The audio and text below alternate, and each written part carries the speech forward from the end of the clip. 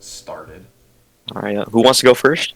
Well, let me give a very basic intro. Even though Mike has it on the stream, I'm going to be recording this just to post later. I got you. I got you. Little disclaimer for everybody that comes to watch the video. I'm not going to be naming names aside from horror occasionally, because if you say who is the head mod, there's nobody else. I'm just going to be talking about my own experience and my own perspectives that I have during that. Things change with the mod team. There's some good, there's some bad. I'm going to do my best to just talk about it. Leave the mod team alone. They don't deserve any personal hate. You can criticize the methods and the systems that they have in place, but do not go after them as a person. That's just an asshole move. With that out of the way, though, if you guys have your questions, I don't care who starts. You guys can figure that out. You're somewhat grown people. All right. I'll start first. All right. What was the process for banning players like from the server? Like the Discord server specifically. Yeah. Because So- Alphabetic said there was one. I'm not the most well versed in Discord moderation, so I'm not going to pretend that I know everything. But to my memory, there is a guidebook that exists that essentially goes over the different offenses and stuff. So certain ones were like, okay, if you do this, you get muted for like X amount of time, or you can get kicked, banned, etc., etc. But we also had a rule that is a little controversial, and that's mods have the discretion to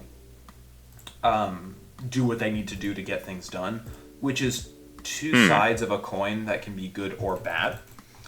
In my experience, in certain instances, like sometimes the rule book would say if they did something like this, they would get like a punishment, like a mute or something like that. Yeah. But then you see the person that's perpetrating that offense take it like too many steps too far, so the discretion allows the mod to be like, all right, you're clearly causing more issues than what the rules are saying. You need to go.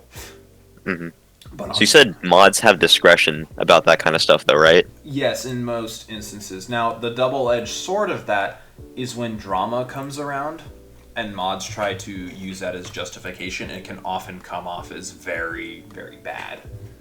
As just like, oh, this is the excuse we'll hide behind, when that's not always the case. Makes sense. All right, Mike, your turn. All right. See, how was communication within the mod team? Did people actually treat each other fairly within the mod team, or were there discrepancies where people would treat each other unfairly? Treat each other unfairly how?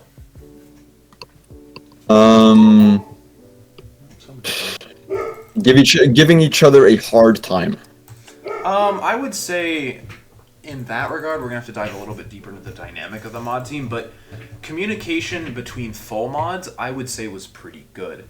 If there was a ban that somebody was like, hey, I don't know if that was the right call, they usually pung, it was discussed, and then a resolution was reached. By the time I had left the team, communication between the lower half of the mods, which is juniors, full mods, and upper management, which is seniors plus horror, wasn't the best in terms of handling things. Not necessarily that things weren't always being handled, but in the sense that if something went down that requires a senior or horror's attention and something was being done about it, it wasn't being properly conveyed to the full mods. So it often seemed like nothing was being done because they were left in the dark about it.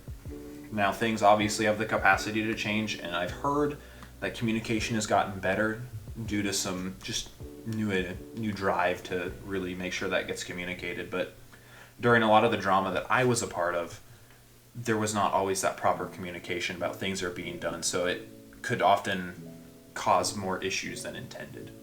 And regarding people being treated fairly, I would say it depends. To dive a little bit deeper into the mod dynamic there were definitely cliques or groups of people that, stuck together, which when you have the mod team, it's definitely more of a friend group, and that comes with its own goods and bads. With certain issues, people can become very united together, but if there's things that people within the team find divisive, it can often turn into, okay, pick your side, and if you don't pick their side, quote unquote, you get looked at with distrust from the other side, and that can cause issues.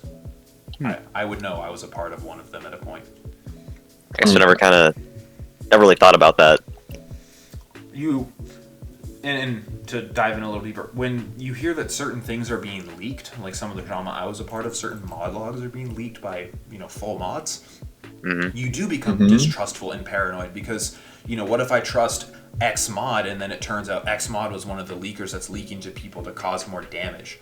You have to be careful, and it's not fun to do that, but when nobody trusts each other, it then also destabilizes that communication even further because for lack of a better term, you're just playing a big game of Among Us. You're trying to figure out who's the trusted mod, who isn't.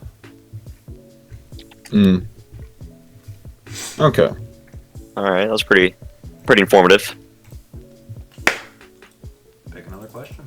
Next question. Do you feel the current system of moderation is sufficient? Like, do you think there are enough moderators, and do you think that the rewards are good enough? Partially yes and no. So I think that the system in place, like in terms of the tickets, the constant updating of the rulebook, I think that's on a good track.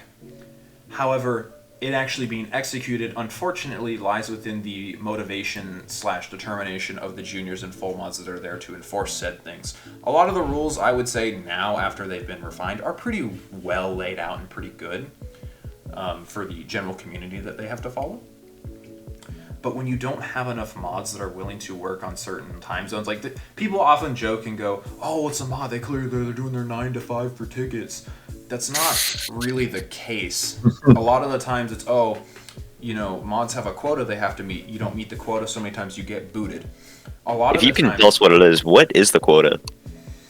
The quota back when I was a mod, if you wanted basically like, hey, you're not going to get striked for not contributing, it was around 35 actions. So if you're a full mod, that's 30. It could be 35 restores, 35 denies, a mix of bans, unbans, whatever it could be.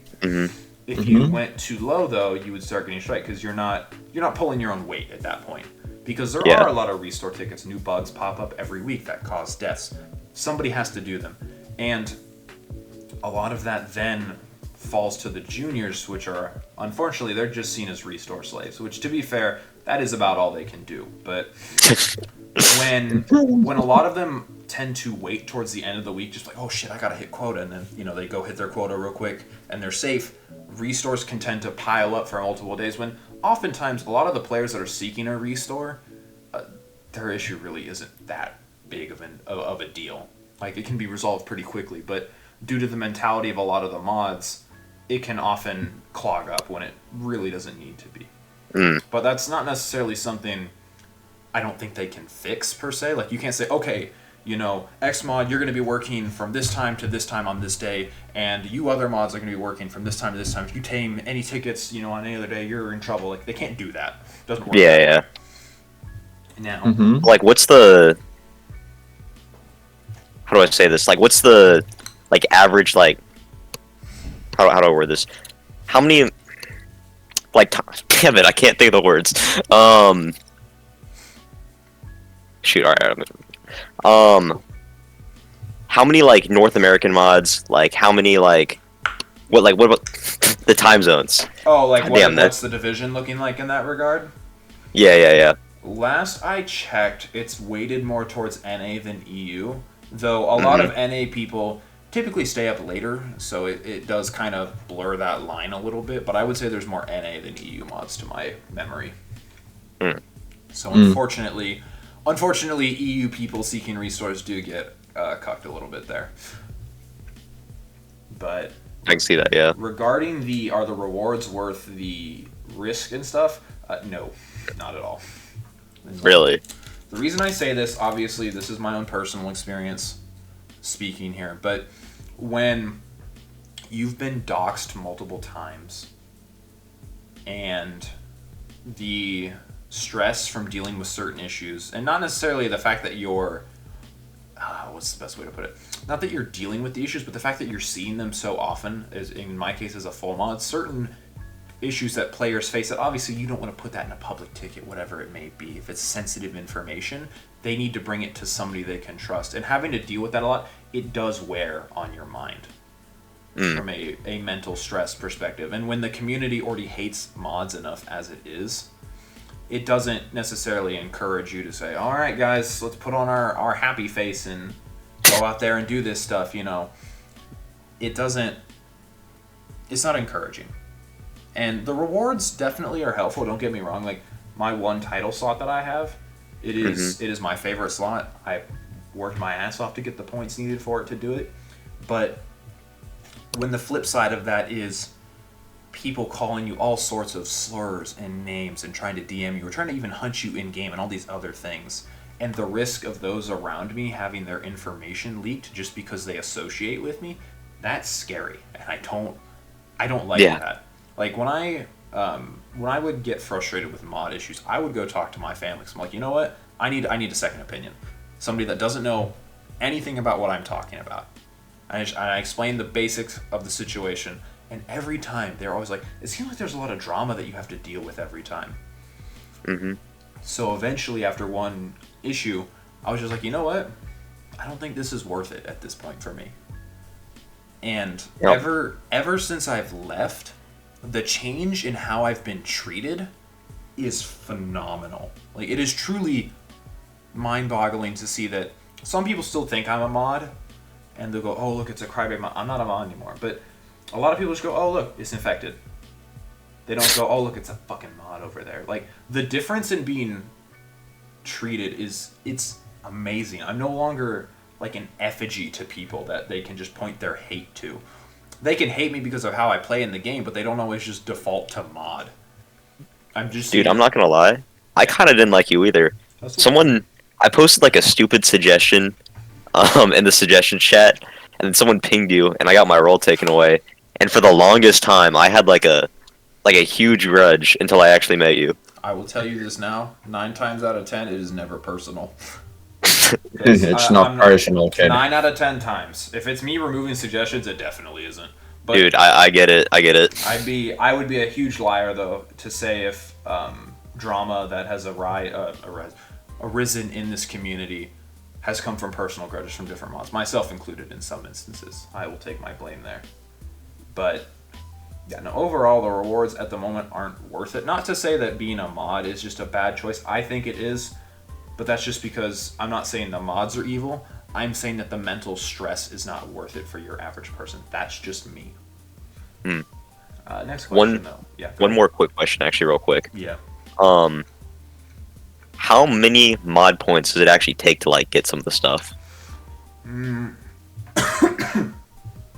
So certain rewards change depending on like stuff in the main game. Like way back when, enchants used to be very expensive because like Laplace didn't exist, enchant stones didn't exist.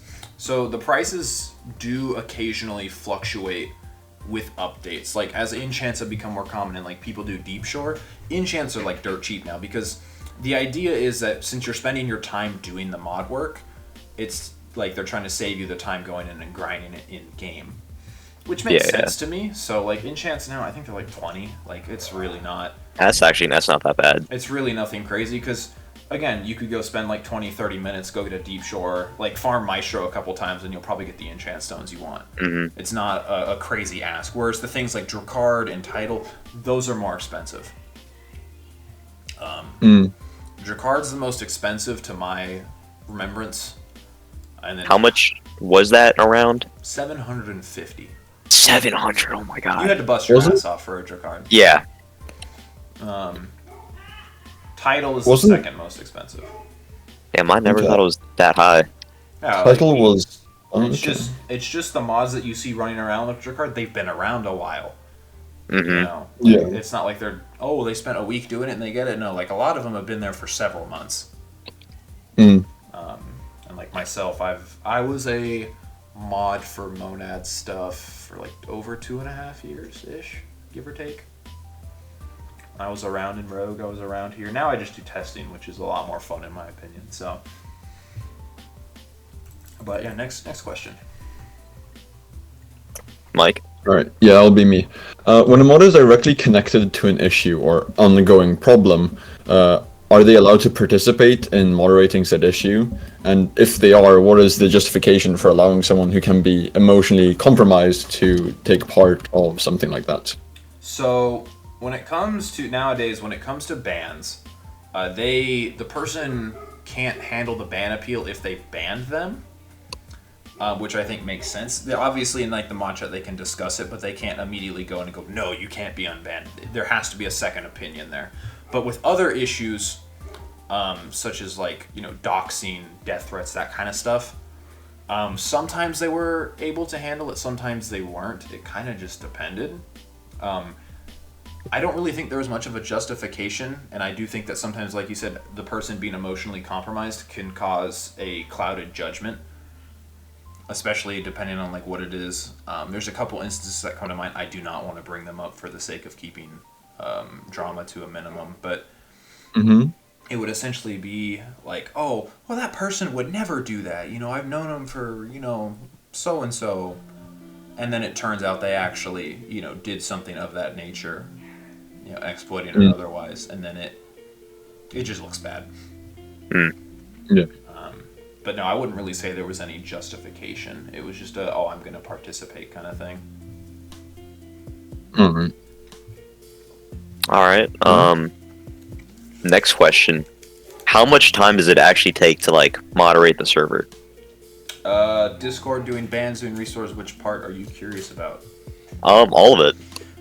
Doing game bans. So there's a channel that essentially has like reports come in and they review the reports. Some of them take longer than others just due to the nature of what's being reported. Like sometimes it's a death threat DM, so you have to verify that. Other times it's just simple exploiting, which those are pretty fast because, you know, once the dude starts flying, you just ban him, move on. Restore tickets, again, it varies. Usually they're not too bad, as a lot of the bugs these days are pretty straightforward to figure out, diagnose, and restore for. Discord as well also doesn't take as much time. The only issue with Discord moderation is that nobody really wants to do it, and with some of the messages I've received / things I've had to deal with, I don't blame them in the slightest. It is fucking annoying sometimes. Excuse me, especially when you take into consideration that mods are not on here 24/7. They have lives, they have things to do, and if you've had a shitty day and you come home to some random dude pinging you like, fuck you, mod, or like some other random shit, like, you just get annoyed. Like, I understand when they get frustrated and they just don't want to deal with people's crap, so it often comes off as very rude or just very bad looking, but people need to remember that even though, yes, they are spending a couple hours moderating, because it does vary depending on what you're doing, they have lives outside of this Discord. They have things they want to do. I myself typically go out like twice a week to hang out with friends. I'm not always going to be here moderating or testing things. I got things I want to do. Same goes for the mods. But in terms of like a strict time frame, I would say if somebody's sitting down to help clear out restores when there's a lot of them, maybe like an hour, 30 minutes. We've had a couple instances where like tickets were overflowed, like it was full. Nobody could make any new ones. I think I gathered like 10 or 15 of us to sit down in like 20 minutes. We cleared it out. It's just a matter of getting people to do it at the same time. That's why suggestions is so horridly moderated. I took it up for a little bit, but because it is so inconsistent and I'm only one human being, I cannot moderate the channel all the time. I can only come in and, you know, look at what I can see at that point, at that given day. And that's why a lot of things, Discord moderation-wise, can seem so cherry-picked, is because the person comes in when the time that they have to moderate it, and it'll be like, well, why did this person not get banned for it? And a lot of the times, we just didn't see it. Like, we do not have like a watchdog on every channel 24/7. It's just not possible.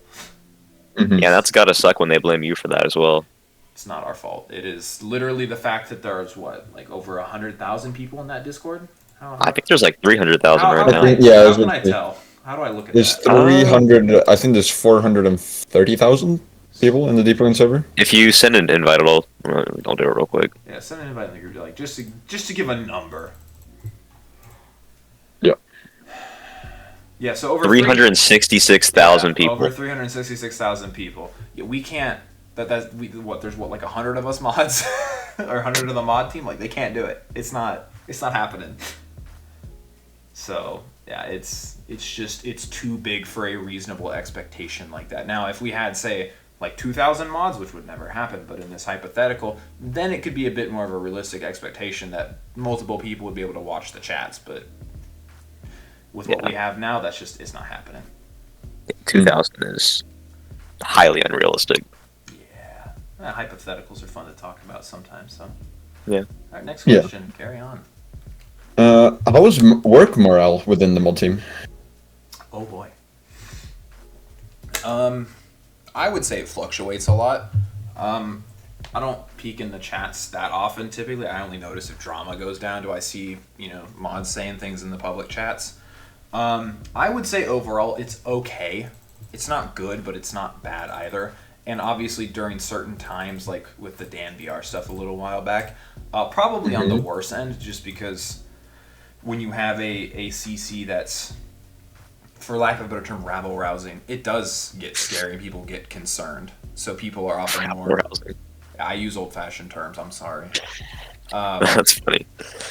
You should explain to all the viewers who don't know what it means. Rabble rouse, so inciting a riot, just getting people riled up for no reason, essentially. All right. He has his reasons to be mad. Don't get me wrong, but that's a whole nother monster to deal with. Yeah. I would say overall it does okay, but earlier, like with that lack of communication and issues, sometimes when whether it be drama needs to get resolved or new things need to be implemented that would be quality of life for mods, or things to the rulebook that need to be changed which would benefit everybody, can be a bit slow. It can tend to lead to the mindset of, oh, well, nothing's going to get done. Why should we keep doing things? That was a thing way back in Rogue when I was a mod. We went on strike just to get rewards, because Rogue moderation before rewards was a truly thankless job. It sucked. You had to deal with death threats, slurs, people sending lovely things in your DMs, all for just being a mod. So, yeah, even as a content creator, I've seen some wild stuff in my DMs. I can't imagine what it'd be like to be a mod. Well, that's Rogue era was why my DMs got turned off. But in terms of morale in that regard as well, people often can be a bit jaded, myself included. I looked at many players with a very suspicious lens just due to my own past experiences. These days I'm a bit more mellowed out. Most people come to me like, yeah, sure, whatever, let's talk about it. What you got? Because some people still do come to me for mod stuff, and I just forward them to people that can actually help. But morale does okay. It's just the communication improvements as time goes on would make it even better. Next question. All right, I got you. Let me pull it up right here. What was your worst experience as a moderator? I mean, a couple come to mind, but for the sake of not naming names, mostly the doxing. I would say that probably sucks because people don't obviously know a lot of the mods' faces, but when you get names leaked and stuff, that can be scary. Now, obviously, a lot of people can't act on it or do anything. They're just a lot of teenagers being teenagers. That's what the meme community is. But the scary thought is that somebody, no matter who it could be, they could somehow get there. Get to your locale, wherever you're at. Now, me being me, you do that, I'm either going to shoot you or call the cops. That's just my first response to it in every instance. If a random person shows up at my door and says, hey, where's infected? And I don't know you, you're done. That's Plumble, Summer Company crit. Like, yeah, basically. Because a lot of people have heard of the term stand your ground law. You get on somebody's property with malicious intent, they have every right to defend themselves. And that's the mentality I had for a while. Nobody's really going to do anything about it because it's just basically angry kids or angry teenagers doing things like that. But yeah, the thought of it happening to anybody, whether it's myself, horror, any of the full mods, that's scary. I wish that upon no one. Yeah, man, you gotta be careful. People are getting swatted nowadays. Yeah, no, see, that's terrifying. Yeah. Now, there's other instances within the mod team that I've had disagreements with, but it doesn't warrant this is my worst experience. It's just, I didn't agree with this. I would definitely say the doxing and the compensation for it definitely sucked. There wasn't really much compensation given. I mean, to be fair, there's not really much you can do in that regard. In that regard, yeah. But giving even just $100 or something to those that have been doxxed, and you could argue, oh well, it only happened once, right? No. For myself, it happened in 3 separate instances. And some mods got Holy doxxed crap. 5 times. And for me, I've since protected myself in various methods. They didn't really find much on me besides a lot of very dated information. But like other people, they got full names, they've got addresses, they've got like all this other scary stuff. And I never knew it was that bad. You're not supposed to. They found more than they should have for some people, but it's that part probably sucked. And the thing is, content creators as a whole, they have a lot more influence over their audience than you might think. That's why when you see certain CCs that are above like 10k subs, which unfortunately I can't get there yet. When you see one day. Hey, my goal is 5k right now, and I'm getting there. What are you at right now? Like 4.2.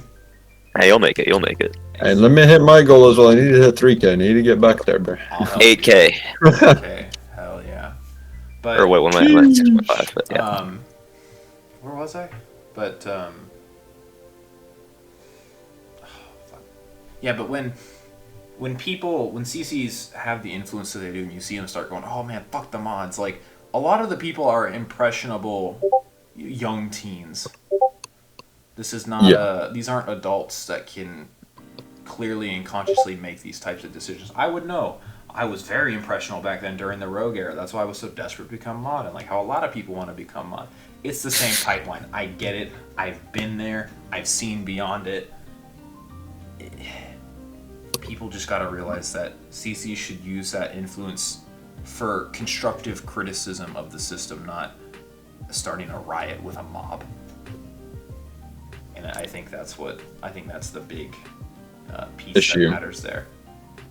Yes. And that we can talk about it later about how CCs are kind of influential in that regard. But next question. Mike? Alright. When regarding situations with CCs, is there a protocol to handle names which hold a lot of influence and power, which could destabilize the community? Yes, there is protocol. If it really is with any CC, and that's something that's frustrating sometimes, is a lot of CCs have plot armor in the sense of if you're big enough, it's pretty hard to get rid of you. Like even from a moderator, like even if I'm completely removed from the case, I don't know anything about it. There's certain CCs that even when they mess up, and it's something that, typically speaking, if it was your average player that went and said or did X thing, they would be, for a metaphor, taken out back and shot behind the woodshed. They're done. There is no more of them. They're gone. But CCs are big enough to where you have to hesitate. Because say you ban X YouTuber for doing X thing that's clearly in violation of the rules. It doesn't matter if what rule they broke was rightfully broken or not. They can still use their influence as a CC to cause a fuck ton of collateral damage. That's why moderators hesitate. And that's why, like, later, like, in the early phases of the Deepwoken YouTuber drama that did occur, I was usually pretty gung-ho, like, ban them, what can they do? But as time moved on, I was like, hold on, we need to give it a minute, because if we do something rash, it can look so bad. And it can instantly turn the tables of, oh, they broke a rule to, oh, well, the mods don't know what they're doing, you know, they should be unbanned, you know, the mods fucked up. It can flip so quickly. And typically speaking now, if it's a big YouTuber with enough subscribers and clearly, you know, they have influence within the community, it's usually a hold off, let seniors/horror deal with it, or the devs if it's really that bad. And they'll handle it and communicate as needed, getting information from full mods or wherever else they need to get it from. But you can't, you cannot rush gung-ho into that stuff. It will end poorly. Anywho, next question. Are you happy with the current head staff or head mod staff? For the most part. Horror's a good dude. He can make... Horror has a good head on his shoulders. The only frustration that I really had with him during my time there is the fact that many times with certain issues, he wasn't there or wasn't around enough to get a full grasp of the dynamics within the team or certain rules that were changing or needed to be done. And it would often reflect poorly on the team as a whole when he's not there enough. Like, how was it? there was an issue with a YouTuber and a thumbnail a while back, a couple weeks ago. Sanquo? Yeah, I don't remember if it was Sanquo specifically. It was Sanquo, man. It was Sanquo. Somebody essentially asked, hey, can I do this thumbnail? Or something like that. And, that one. You know what I'm talking Idle about. and Heshi. Yeah. So they were like, oh, well, he was like, it's okay. And then somebody had to come in and remind him that this rule was there. That just looks bad when you're not around enough to know your own rules. But when it comes to actually making those critical decisions and talking with people, when you can get to Horror, when he's around, great dude to talk to, and you can sit down and have a good, reasonable conversation with him. But it's the getting to him part that can be a struggle sometimes. Other than that, upper management, like seniors, they do fine. From my experience with them, they each have their own specializations that they, handle. So I would say they fulfill their roles pretty well. Fair enough. All right. Would you see a possibility where the moderation team creates a monthly Q&A or something similar where the community can actually get to know the moderation team and clear up confusion? Basically just a session where the moderation kind of like what we're doing with a full mod team, essentially. Yeah, with a full mod team and with the community which can ask questions directly instead of just me and Azra. I think it could happen. However, it boils down to how much Horror wants to do it and how much the seniors want to do it. Because at the end of the day, it should not be the full mods answering these questions. They can give input before an answer is given by Horror or seniors, just in case they're unsure and want to double check certain things. But it should be Horror and seniors doing it, and if they're not willing to do it, you can't get to know them that well. I don't mind talking about things, and as many people that have been haters turned into, okay, it's infected. I wouldn't say they like me, but they don't hate me anymore. They'll go, you know what? After just talking to the person, it's a huge difference, because a lot of people fail to realize that while mods definitely seem like assholes sometimes, depending when they're enforcing the rules, and you can be a little angry over it, they are a person. In most of them, if you sit down and just chat with them, if they allow it, I myself am typically pretty open to it, they're really not that bad. They're pretty tame all in all. It's just getting them to sit down and chat, where a lot of them don't want to talk to the community, which again, due to the doxing and all the other drama that's happened, I don't blame them. I don't blame them for wanting to stay separate from that. It makes sense to me. But from a higher up upper management perspective, I think it could happen. They just would have to be a clear announcement, not just oh, hey, we're doing this, guys, and then maybe 100 people show up or some crap like that. Have them answer technical questions. I would have them ignore any questions that are obviously there as bait, because that's defeating the point of a Q&A that's designed to clear confusion and give a greater perspective into the workings of the mod team. That way it doesn't seem like it's a like a shadow cult almost. That's just pulling the strings and getting people banned, when clearly from an outside view, it doesn't look that way. Yeah, if I could just add something, because it kind of feels like the moderation team are very separate from the community, and it almost feels like they don't interact enough and have understanding for each other, and the community gets hyper aggressive towards the moderators, which causes them to be more defensive, which causes the community in turn to be more aggressive, which cycle. Just creates a really bad cycle, which can only really be cleared out with communication. Yeah. Well, and that's the thing with certain messages that have popped up in the past that have been announced by the moderation team in the Discord. A lot of people will call it out and be like, oh, this looks like it's corpo, pre-generated stuff. And it's not that they're trying to be disingenuous. They just want to make sure their message is as clear and concise as possible. That way nothing is misconstrued, and they cover all their bases. Because a lot of people have taken some of their stuff out of context before, which just looks bad. So while it may come across as corpo and stuff, they just want to make sure.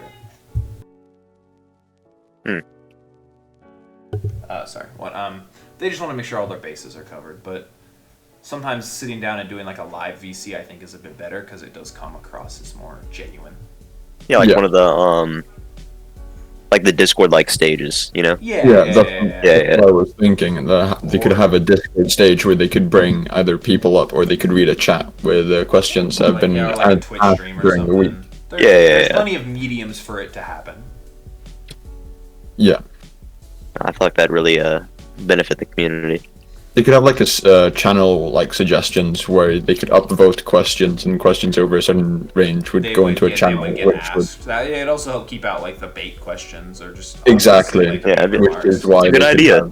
Yeah, I can definitely forward that as an idea to horror.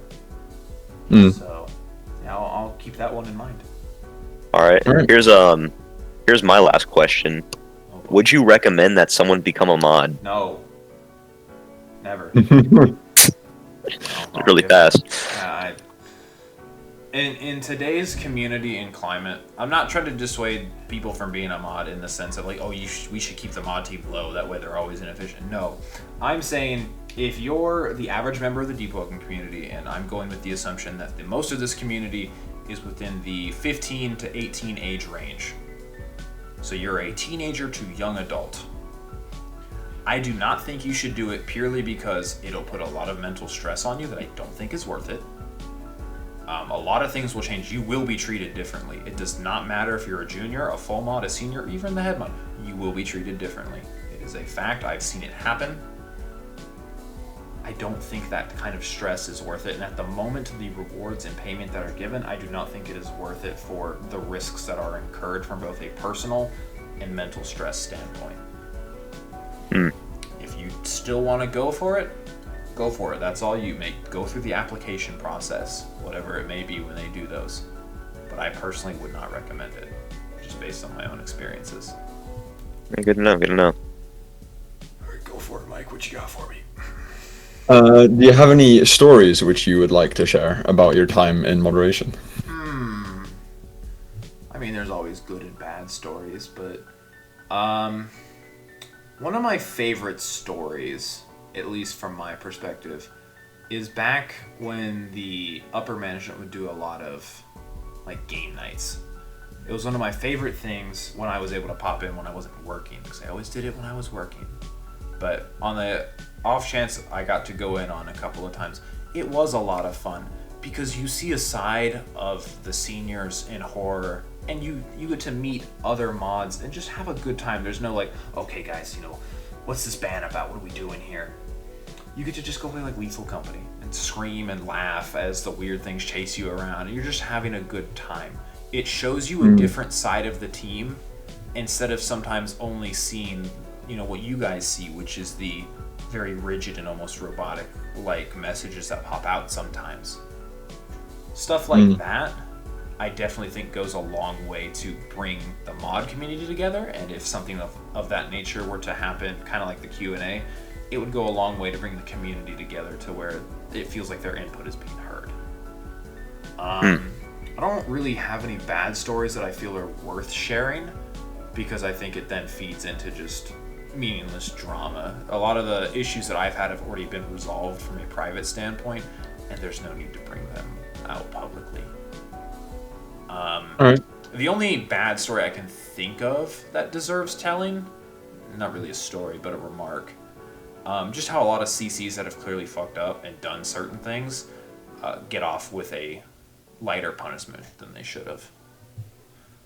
Other than that, nothing too crazy has happened that people can't find by going and finding a YouTube drama video, to be honest. Yeah.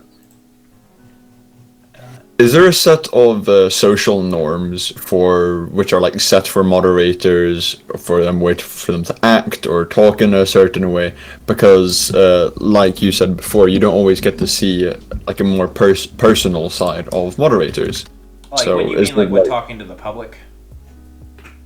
Or, like if you get a restore, it's like a pretty robotic response as well. Yeah, there is some general guidelines, because we've had instances, and I'm guilty of it in some cases, where somebody's just being, for lack of a better word, they're being an ass in a ticket. They're arguing, they're like, you don't know your job. Me, who's sitting here as a mod for 2.5 years, knowing damn well I know what I'm doing.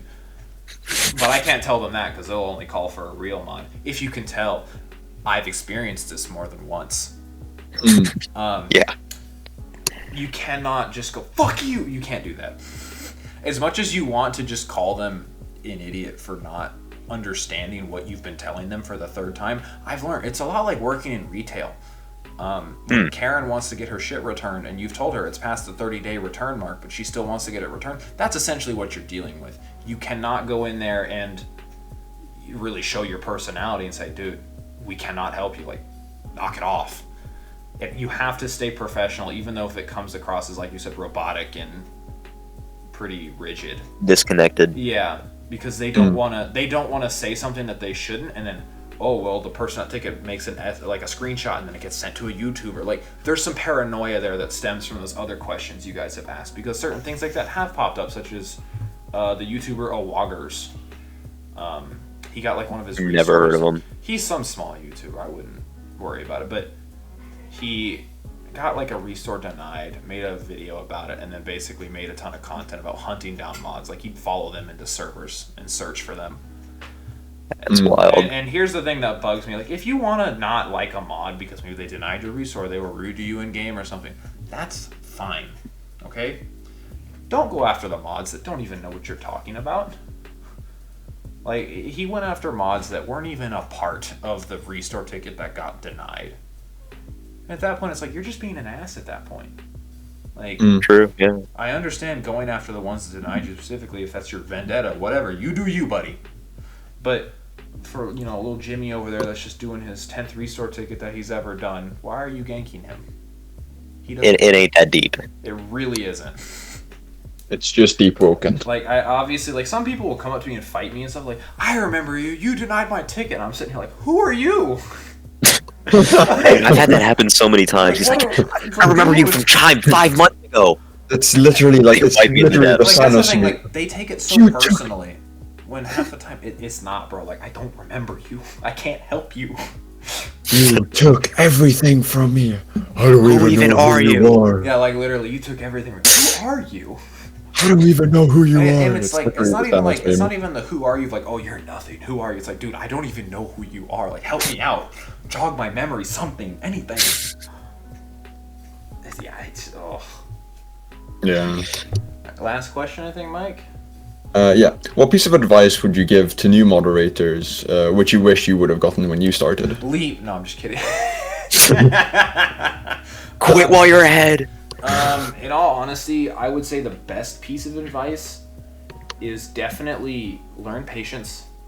You're gonna need it for certain cases, because if you do something rash, you will end up hurting more than just yourself. And take the time to really learn from certain mods that have been around a while. If you can find one that is pretty neutral, there's a couple that I can think of, but again, for the sake of anonymity, I'm not going to name names. There are some very good gems within that mod team that are easy to talk to, easy to learn from, and don't let the community get in your head. The more you do that, the more it then turns into a us versus them, when it should really be the mods helping and protecting them.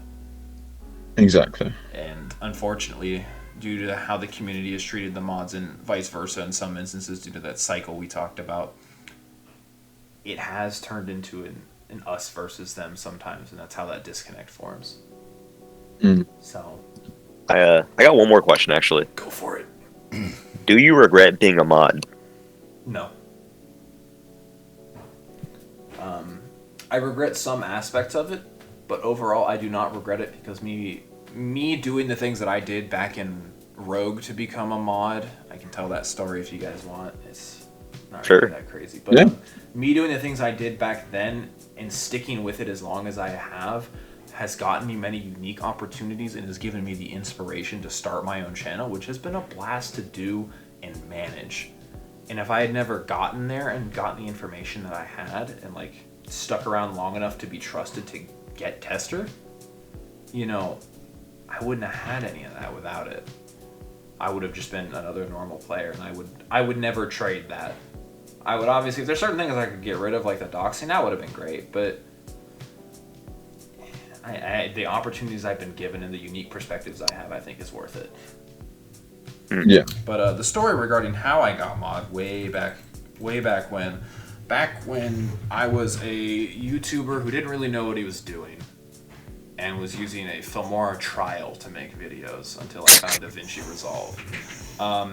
I was in a small house called, what was it called? It's been a good minute. I can't remember the name off the top of my head right now. Anyways, I was a part of this little house. I was like one of 2 of like 4 Abomination players within all of K, and I will always toot my own horn and say that I was the best one out there because I made videos, I did all the shit. I came up with the text that Arch nerfed. Arch, I remember what you did to my gate tech. You could not let me spear people into the void anymore. I remember what you nerfed. Anyways, but one day some drama came up with our house leader. I don't remember all the details of it, but it was some really weird shit. One person was trying to blackmail the guild leader, and when you're in a VC with the leader, ganking, doing things, and then they get the message, and you can tell that they're pissed. And the last thing that you hear from them is, well, I guess I'll go kill myself, and then they leave the call. It's terrifying. All because of one like rogue YouTuber / person in the community. That's terrifying. So naturally, all of us are terrified. We're like, dude, what the fuck just happened? Like, we're trying to figure out what to do. And I said, you know what? I'm just gonna go make a video. I'm gonna hit the record button. Whatever comes out of my mouth. And I gave my feelings on it. I gave my thoughts, essentially saying like, hey, CCs and stuff need to be aware of their influence because this is terrifying. And a couple hours later, luckily, one of our house members lived near them and knew them in real life, so they drove to check on them. They were okay. They were just blowing off steam in the house, just venting. But if they hadn't gone to check on them, we would have never really known that. And that's just a terrifying thought. So I posted the video, and what ensued next, the video didn't necessarily blow up a lot. It blew up in terms of the rogue community at the time. And a manhunt ensued, both mods and other players trying to figure out, well, who's infected? Who made this video? Naturally, when all I see is, hey, where's infected? Who's infected? Like, where's this dude at? I'm terrified. Because me, as a teenager, is like, well, if the senior and head mod are looking for me, it couldn't possibly be good. So I'm terrified. And one of the full mods I knew, a buddy of mine called Zoc at the time, was like, oh yeah, hey, I know infected. He's my friend. He made that video. And then I got a DM from the head mod at the time, which was terrifying because I figured I was about to be chewed out for something. Because I didn't think I could have done something good. But we had a discussion for a little while that essentially ended in us being like, yeah, you've beautifully exemplified what content creators can have influence-wise in their community. And I think what you shared in your video was a pretty good thoughts. And then I shot my shot. I essentially said, hey, what does it take to become a mod in the community? Because I figured the head mod's DMing you, this is the best chance you're going to get. And he gave his explanation. He was like, you just stick around in the community, you do things, and eventually if applications come out and stuff. And I was like, okay. I said, then I will keep striving to do that, and hopefully I can be a junior one day. And the only thing that he sent in response was a group link to Rogue Lineage and said join. And that's how I became a junior. No, that's a crazy story. Nice. Yeah, people are like, well, how'd you get in? I got in through a wave. I got in through this. I got in through some really weird circumstances. But I've been around with Monad for over 2 years at this point. I don't remember when Rogue came out.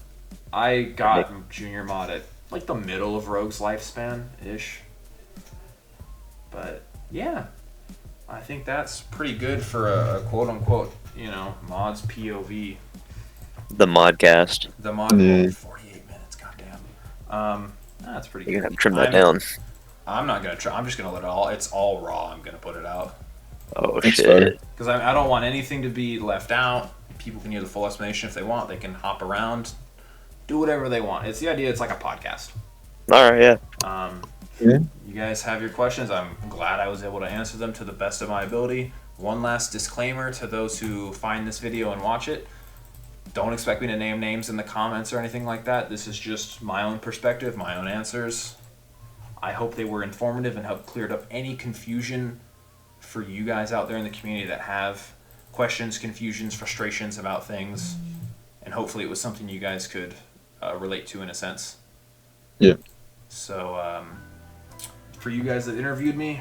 I hope the answers you got were satisfactory. Thanks for answering our questions. Yeah, my chat was quite happy as well. Hey, I'm glad I could do the best in that regard.